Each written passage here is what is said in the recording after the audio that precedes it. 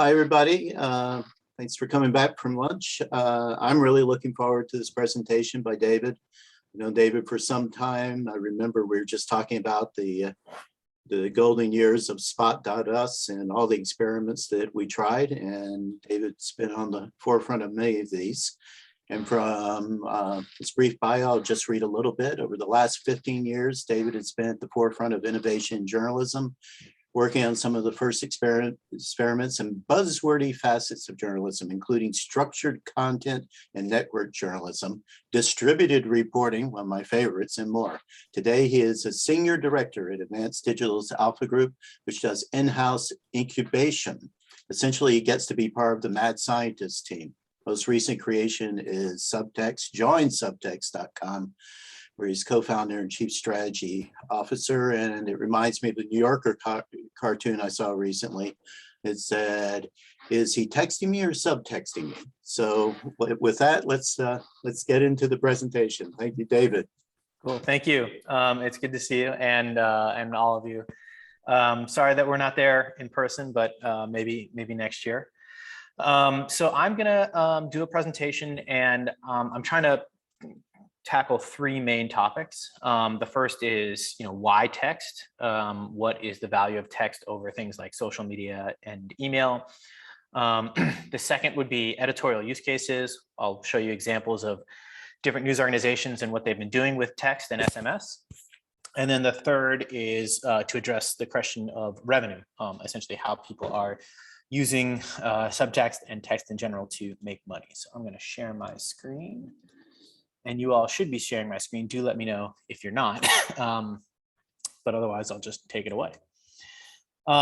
So the first thing to know is just what is subtext. Subtext is a platform that allows what we call a host to send a text message out to thousands, tens of thousands, hundreds of thousands of people. And those individuals can then reply. And the reply only goes back to the host. It's not a group chat. And then the back end makes it all manageable so that then the host can then respond to individuals, or again, respond to the whole group, or even respond to segments of the audience. And, there's a couple of reasons why it's valuable. And excuse me, I'll go over all these in a little bit more detail. But the too long didn't read is social media has a lot of issues. Text is one of the few mediums that is still pure communication, right? Even email is kind of like a to-do list. It's used in a lot of different ways. And then the last thing is you should own the audience, right? There's no algorithms in the way, right? So I'm going to pick on social media a little bit. I'll probably pick on Twitter the most.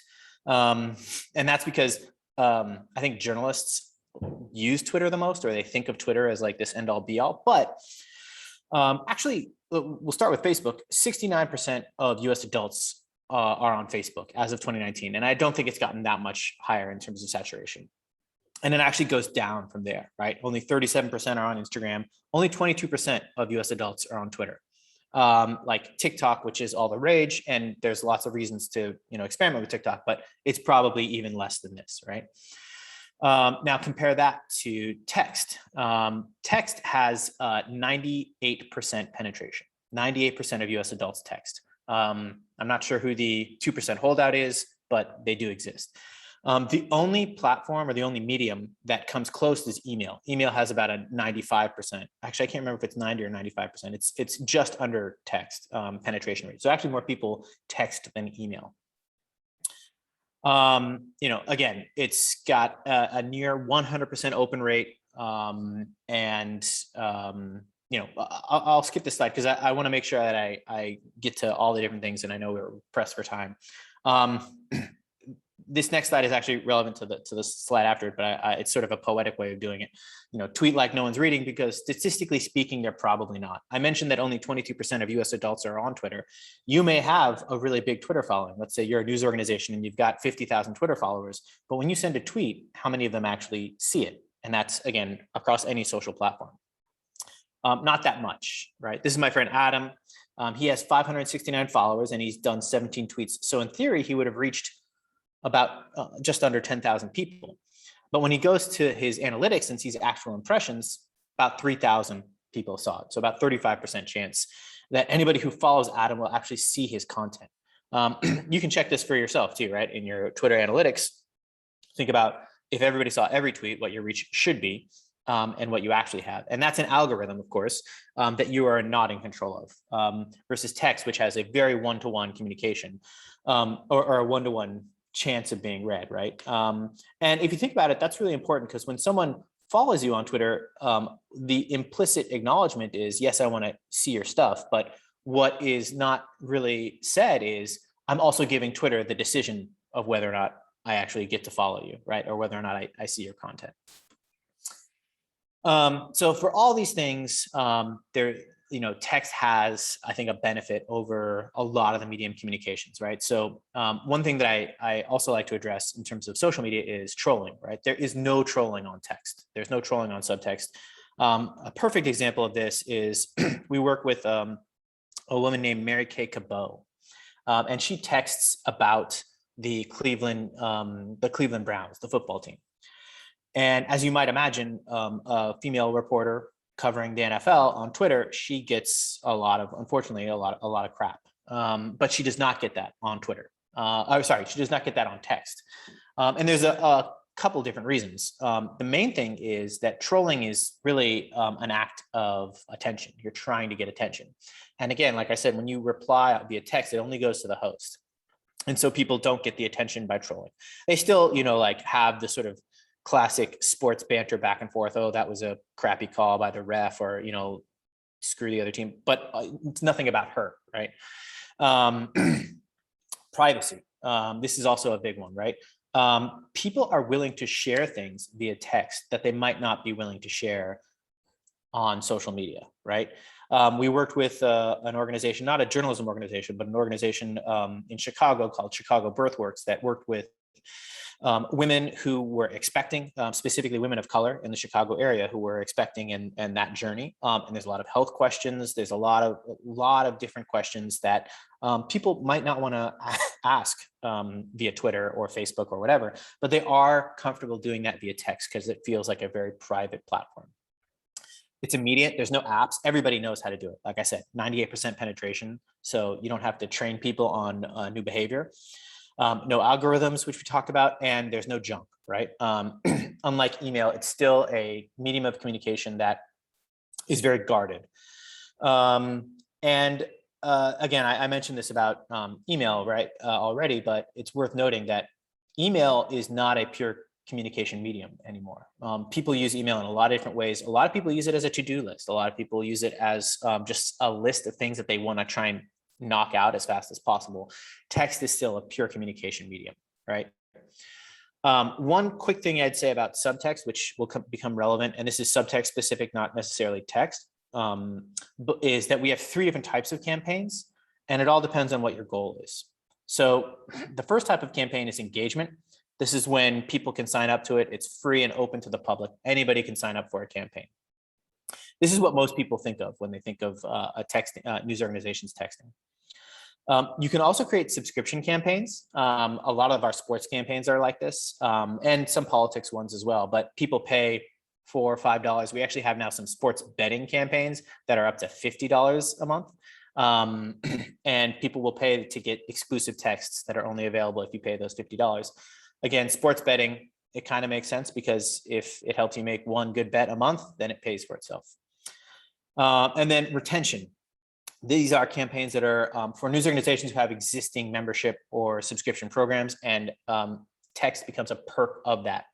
So it's a way to retain subscribers. And we've seen that it can actually retain subscribers. It reduces churn by about 50%. So for example, the New York Post actually just launched a Sports Plus kind of package. And if you become a member of Sports Plus at the New York Post, you also can sign up to get text messages from their different sports reporters. So now going into more of the editorial focus, right? Best practices and FAQs. I'm going to show specific examples, but first I want to talk a little bit more broad, a little bit more generally of things that we've learned. By the way, I, of course, want to leave time for questions at the end, but if anybody has a burning question before that, don't hesitate to kind of raise your hand. I have no problems of being kind of sidetracked. That's totally fine. So one of the biggest questions we get is how often should we text, right? We usually encourage people to text once a day, Monday through Friday. Or if there's a big event, right, big game day or a big, event during emergencies. And that's one of the editorial use cases I'll talk about. People text a lot more, but once a day is about right. We see our highest text engagement with folks who text daily and have a high response rate, meaning above 30%, meaning when people reply to them, they are responding one-to-one. What time of day? Again, we see our highest engagement rate Monday through Friday, with the most engagement on Wednesdays and the least on Sunday. None of this is, I think, too surprising. Afternoons are actually better than mornings, we have found, in terms of engagement. Between 3 and 7, whatever that local time is for you. The main thing that I say, though, for both of these is you should text when there's something to say, right? Because you're not actually friends with these people, you think about who you text with, it's usually friends and family. And, if your loved one or whatever just texts you like a random, like, hey, how you doing? That's okay, right? Because they're very close to you. But if someone that you're only tangentially close to texts you, hey, how you're doing, it's kind of weird. They should be texting you with a reason. And same for this, right? You should text when there's a reason to text. Something happened, you have a headline or whatever the initial proposition of the campaign comes up, right? How long should my texts be? Again, nothing too, I think, out of the norms here. I think what people intuitively imagine, right? Less than 350 characters, including links, images, and multimedia is always good. You have up to 640 characters, but under 350 characters is usually best. Text with links perform best. Emojis increase engagement. Text that asks questions instantly get the highest engagement and replies. Higher host response rates lead to higher audience engagement. One other interesting thing to note is about 85 to 90% of the people who are going to respond to a text will do so within the first hour. And that will become relevant later on when I talk about ways that you can engage the entire audience. But when you send a text and ask a question, you can usually wait about an hour and check to see the replies, and rest assured that that's, again, 90% of the replies you're going to get. Maybe wait an hour and a half, and then you can really know that you've gotten all the replies. So I wanted to show off some different editorial use cases as well, the way different news organizations are using this, and we're working with organizations all over, big, small, local, national, etc.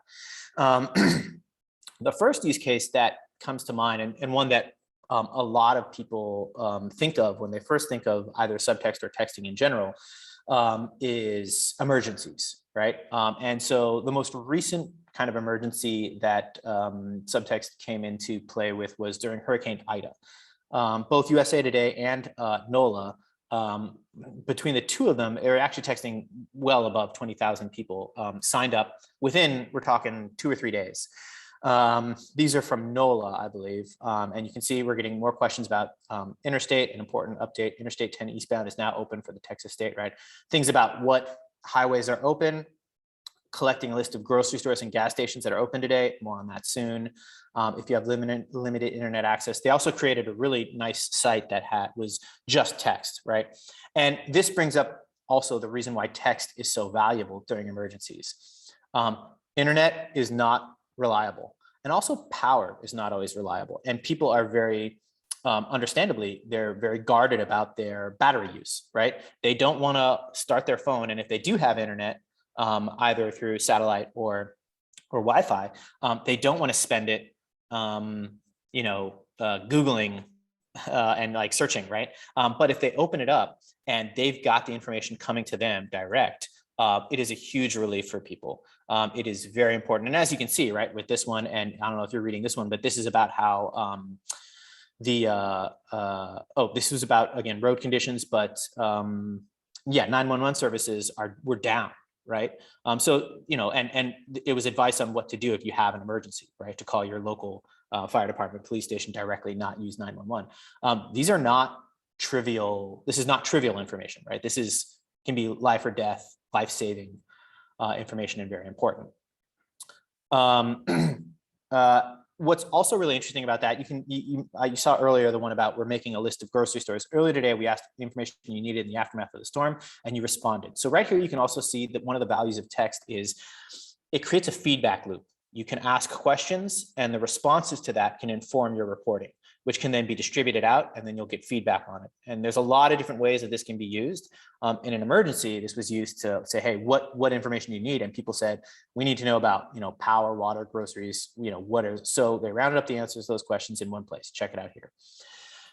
They also actually, NOLA, and I think I have this later. Yes, they created a separate texting account. So a separate campaign where people could sign up to just get text messages about the businesses that are open and the different things. And open for business, right? They created a campaign called Open for Business. And this was about Coleman Construction was open for business. And again, they texted out different gas stations, different groceries, things like that.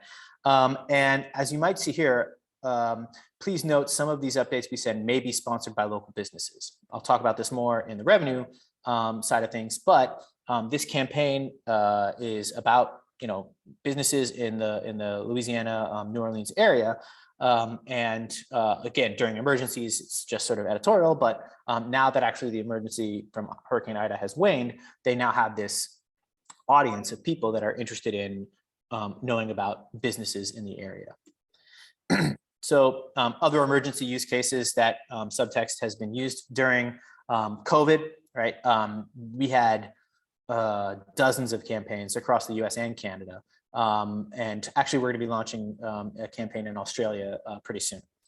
The Texas winter storm, the Texas Tribune, the Dallas Morning News, and the Austin Statesman all launched campaigns during the winter storm. I forget when it was now. It was where the power went out essentially in Texas.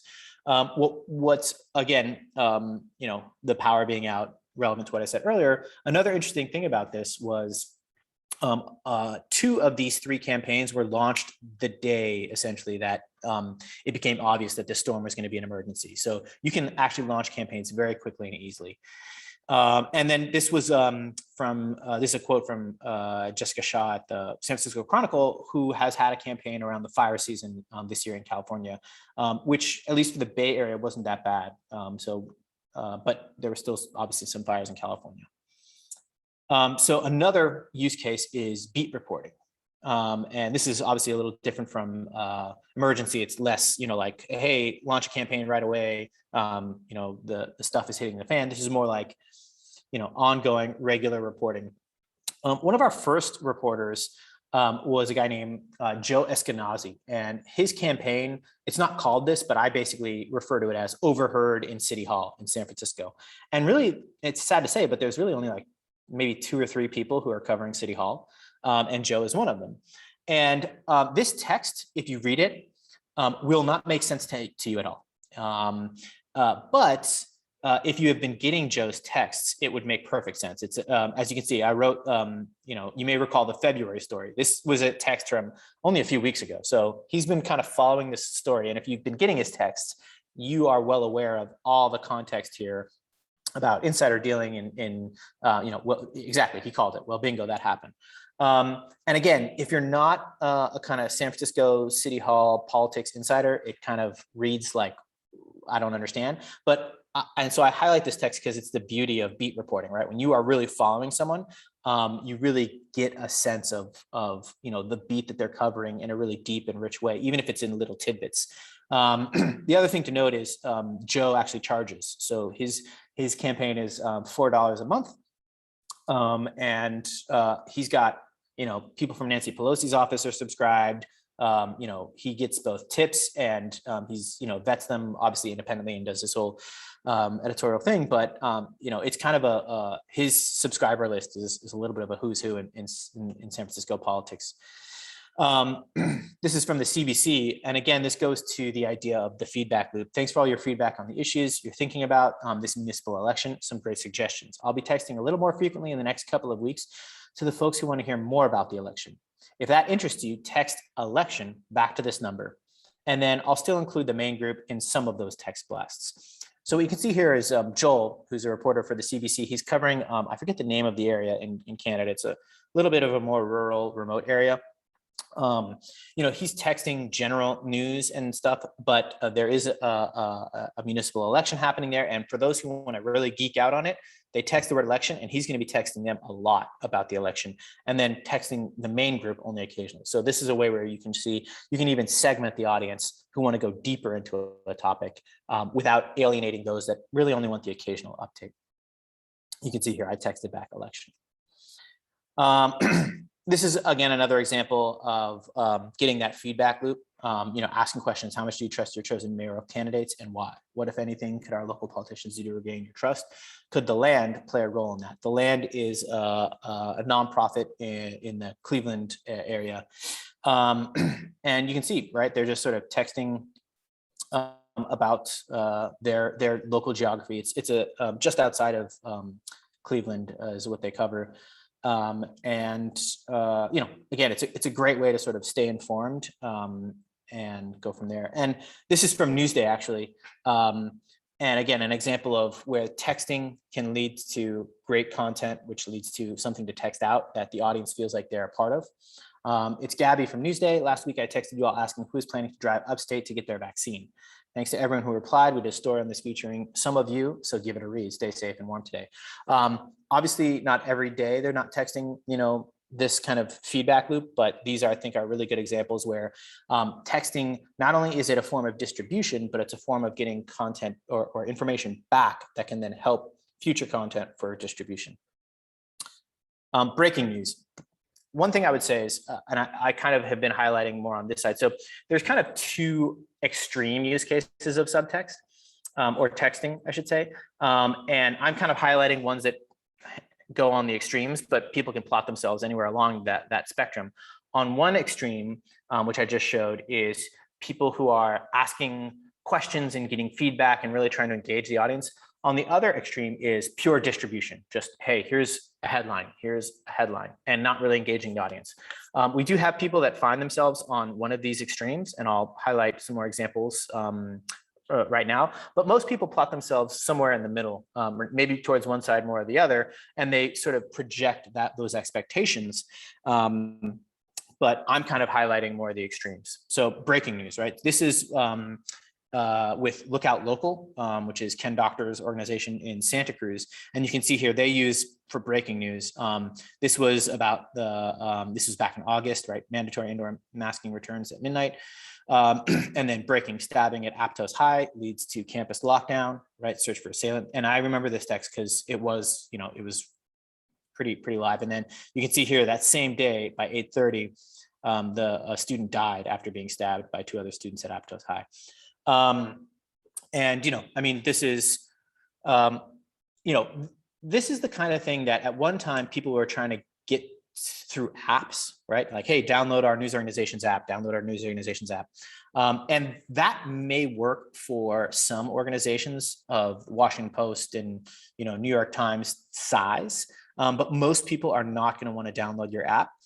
One, it's also really hard to maintain your own app. It's very costly. It's very expensive.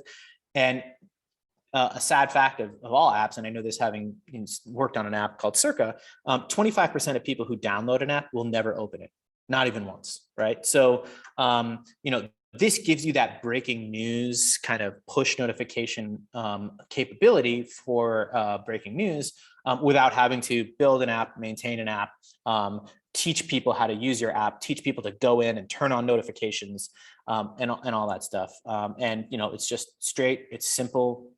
And I would argue it's actually a lot easier and less costly than, again, building and maintaining your own app.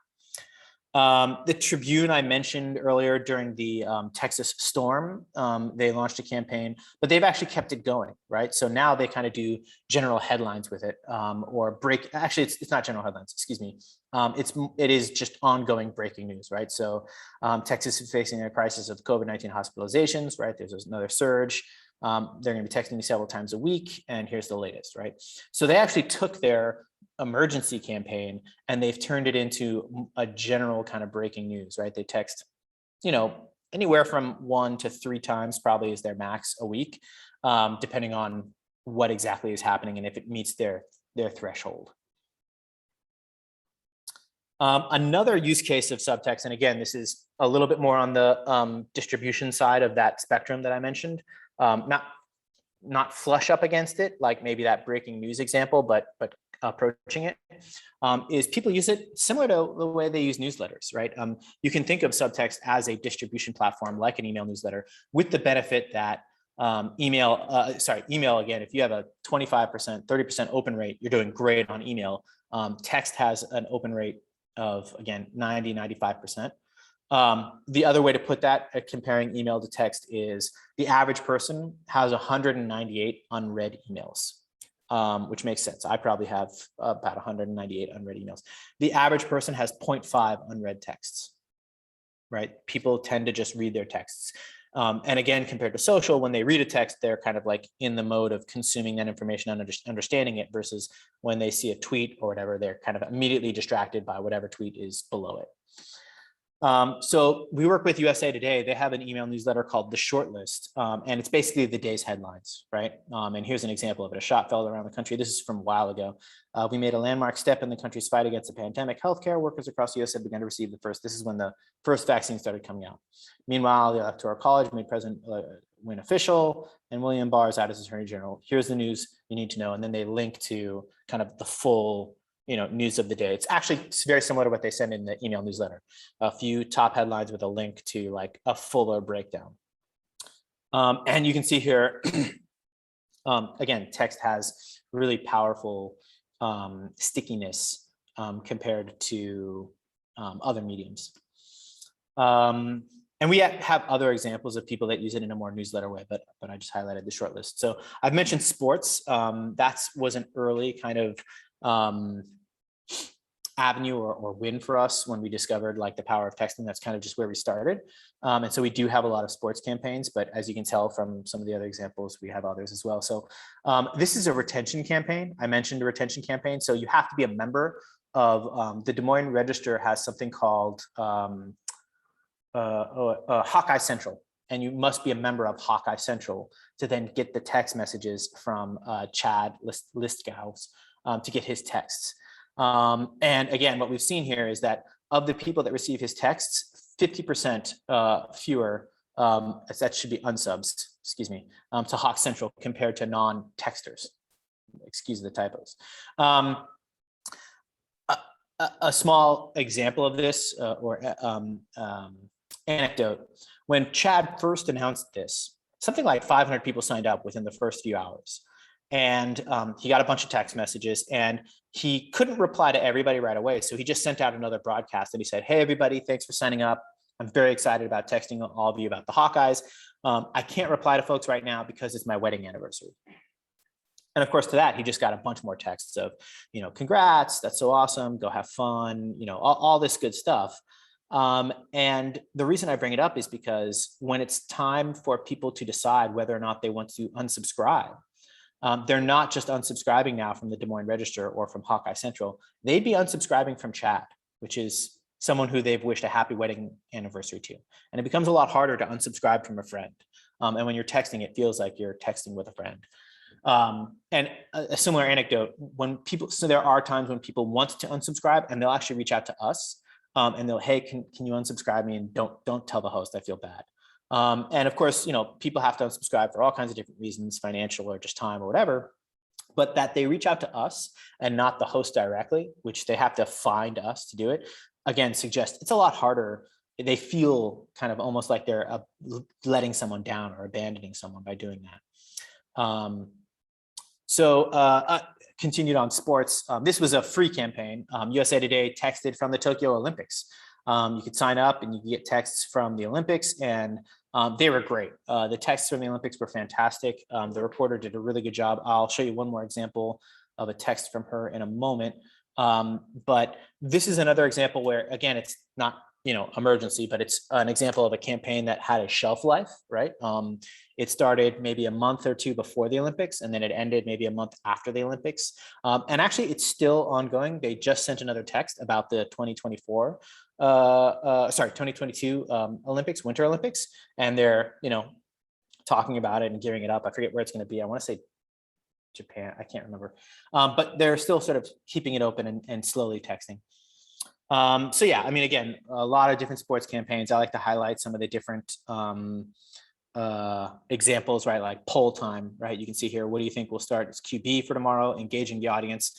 You can actually then share the results of this poll. It's very easy. And then this is from Doug, who covers the Buckeye Talk. And again, he does a really good job. He has a podcast of the same name.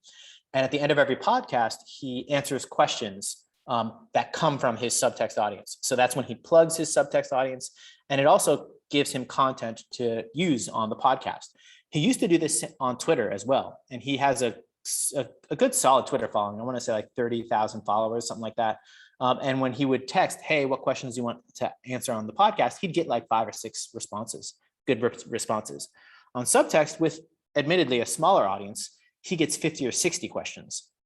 And they're really good questions because it's the cream of the crop. It's sort of like the most loyal and the most dedicated people who follow the Buckeyes. I mentioned the 2 different kind of extremes. So now we're going to talk about what I call bespoke help, which is on the other extreme of highly engaged, very one-to-one. I'm not going to give too many examples of this, but so this was Buzzfeed has done, and they're going to be doing it again, a holiday shopping campaign. So they text out, different deals and things in shopping advice. And what they did here is they said, hey, I'm going to be here until 3 p.m. Send me all the, and she was literally helping people shop. People were texting in like, hey, my boyfriend, he's 25, he likes this or that. What should I get him? And she was like, basically like a concierge kind of service until 3 p.m. And then at the end of that, she said, okay, I'm gone. And she, the campaign kept going and they texted once or twice a day, but she kind of did like a sprinting, all comers, right? Similar here, this is a podcaster. If you'd like to participate in the Q&A session, you can text me your questions. Right. My 2 favorite examples of this bespoke help. We work with a reporter in Los Angeles who actually texts for unhoused people in Los Angeles and housing advocates. And every morning he texts to a small audience of people who a good percentage of them are not housed, resources. Hey, here's where the sanitary stations are. Here's where there's, food, or here's where there's shelter today. And, he helps them navigate their way there and things like that. Again, it's very bespoke. It's a smaller audience. It's not a mass audience, but it makes a big difference. It kind of reminds me a little bit of what Mitra was talking about, helping people get vaccines. He's helping homeless people, get resources for that day. And then one other example, again, along that lines, is we work with a reporter in Florida who helps people navigate unemployment. And it is a bureaucracy. I've seen the questions and the website to file and get unemployment benefits, and he helps them kind of navigate it. It's not easy. And this is going back to our USA Today example. Alex, who was the host of it, I want to try something new and send you a short list of top events to watch today. So she was basically like curating, like during the Olympics, right? As you know, there's like 50 things going on. And so she would kind of send out this little image that had like, her recommendations. And this ended up being a big hit. So she did it for the rest of the Olympics once she had started doing it. And people loved it because, yeah, I mean, the Olympics can be kind of overwhelming to try and follow. Oh, excuse me. And then the last thing that I wanted to talk about specifically was revenue. So, what are the different ways that people can make money on this? And I've kind of hinted at some of them, but I'll go over them specifically. So this is CNET. I mentioned Buzzfeed had like a shopping campaign. CNET has one as well. Right, and hearing about self-service deals, I just rounded up 5 super affordable carrier options with plans. So CNET has a brand called Cheapskate. And as you might guess, it's like a deal hunter kind of brand. And every day, maybe every other day, the host will send out a deal that they find, often tech related, but not always. And it's tech in a very broad sense, right? Like maybe a Roomba deal to like vacuum your house or, whatever. And it's a very popular brand and the texts are great. And of course they are making money through affiliate marketing here. If people click through and they end up, purchasing, they make a little cut, good for them.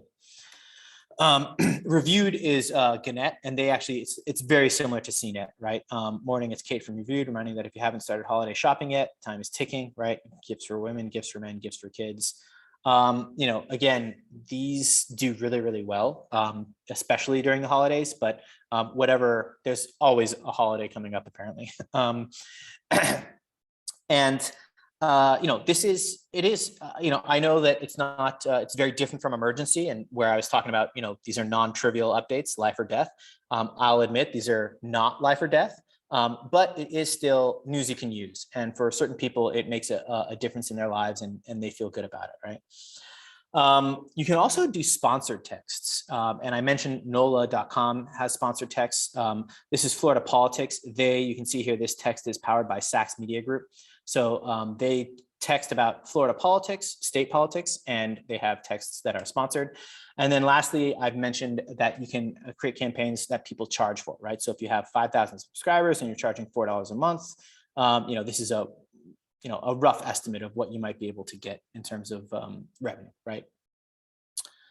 And the last one is to drive subscribers, of course, to your own digital thing, right? So Dallas Morning News had a food reporter, and she was texting, about the food in the Dallas area. And she said, here, you won't believe it, but it's almost impossible to get a reservation at some Dallas restaurants. Here's why. And if you were not a subscriber to the Dallas Morning News, it was paywalled. If you can't read the story, go to dallas.com/offers Sarah B. That was the reporter. If you can read it, thank you for your loyalty to the Dallas Morning News. With this one text, she converted over 5% of her audience to becoming Dallas Morning News subscribers. Her audience at the time was, I want to say 600 or 700. 5% of 600 or 700, I'm not going to do public math, but it's not bad from one text to convert people, right? She'd been texting for 2 or 3 months, kind of earned their trust, and then went from there. NOLA.com does the same thing, right? I can say with each text message results consistently in a handful of readers purchasing a subscription. So their campaign started out as an emergency campaign. Now it's kind of daily headlines, and they're using it to convert people. And that is it from me. I apologize if I didn't leave enough time for questions, but I will take any and all questions. No, actually, David, great timing. And so kind of as a quick reminder, if you have a question to ask, please raise your hand to talk, or pop your question in the chat. So these have been some really impressive numbers. What's the cost to get started? Where do I sign up? It's actually, the cost to get started is pretty minimal. If you do a subscription campaign where you're charging the audience, it's actually free. We don't charge those, and instead we do a revenue share. So we're taking a little bit of the revenue that comes in from those subscription campaigns.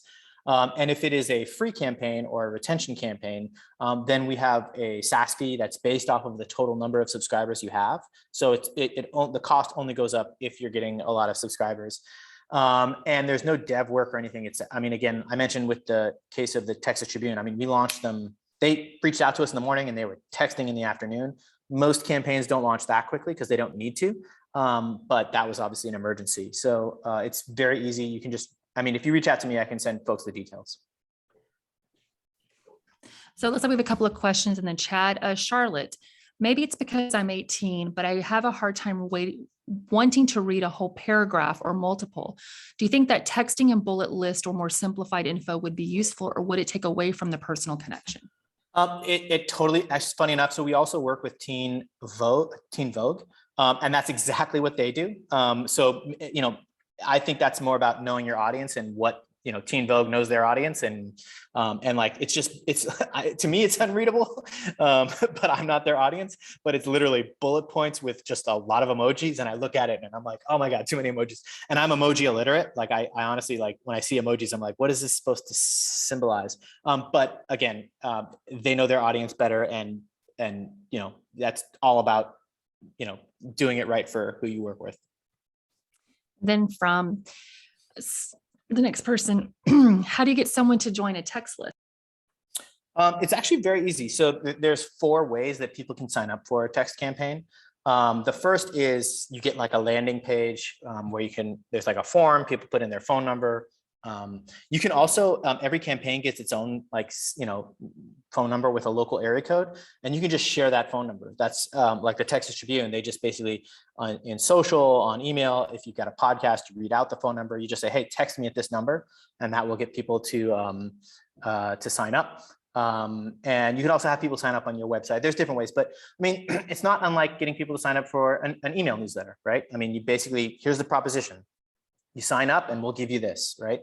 I do think that the proposition has to be valuable, right? Because people will sign up for an email newsletter kind of on a whim because they, just like, oh, whatever, I'm already getting a bunch and like, I'm not going to ever open it is kind of maybe what people will think of on a whim. They won't sign up for a text on a whim. It has to have a real value proposition to them. Great, thank you.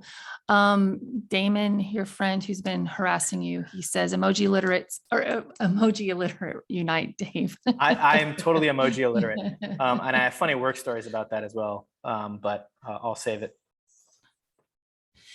So I'm sorry, and I know I completely missed this. When did you guys launch this?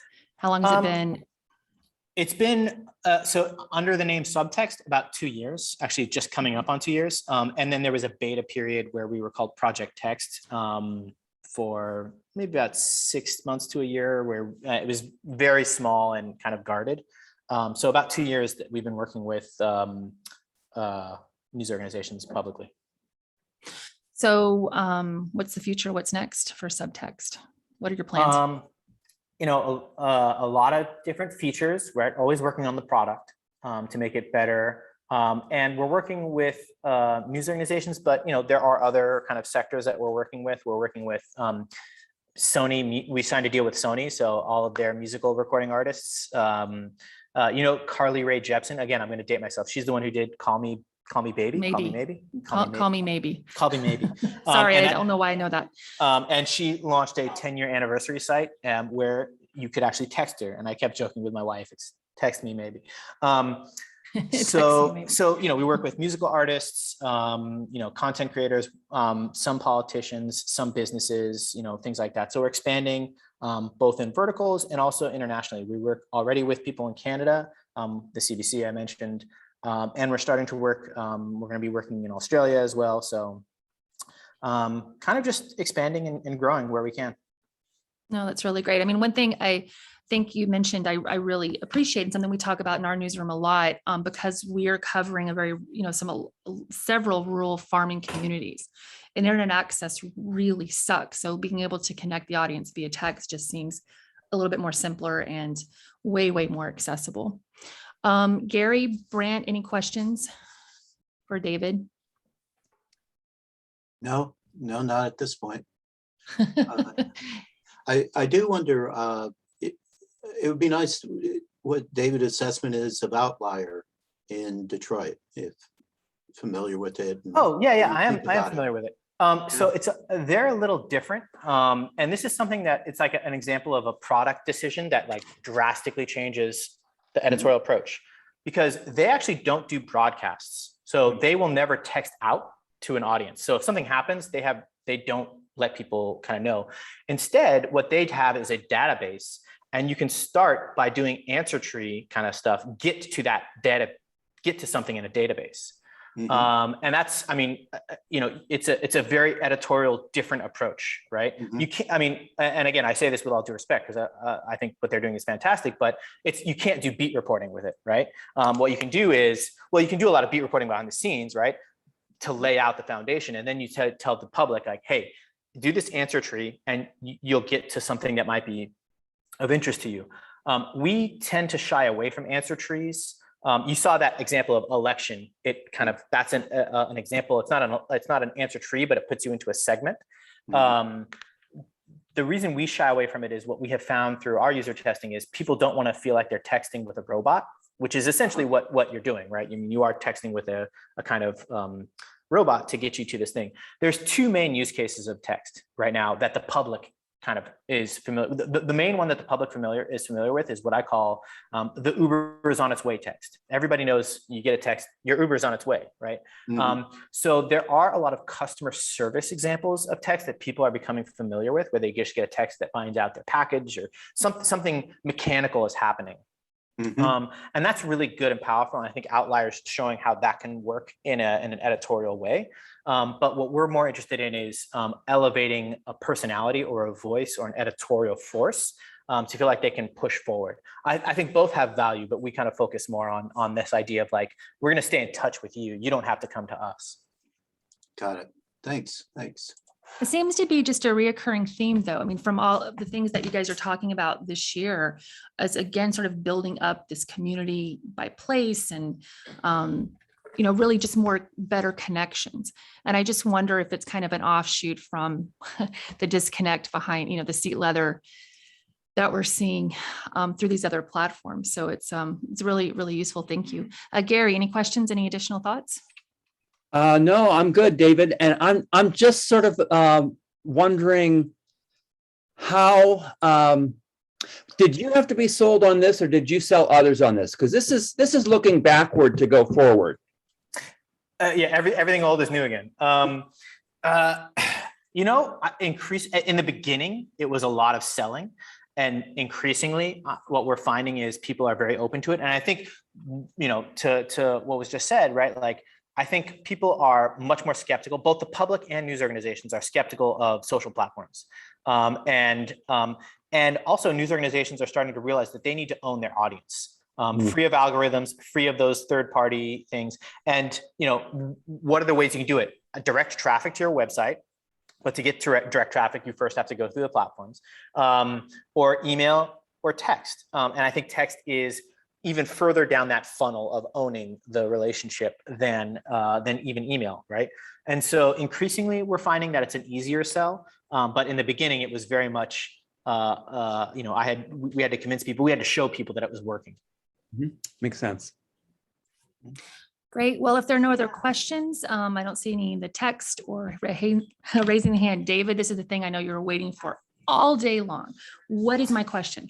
Before I do, though, we do have our next session coming up here in about 10 minutes with Matt Waite, our favorite Matt Waite in drones.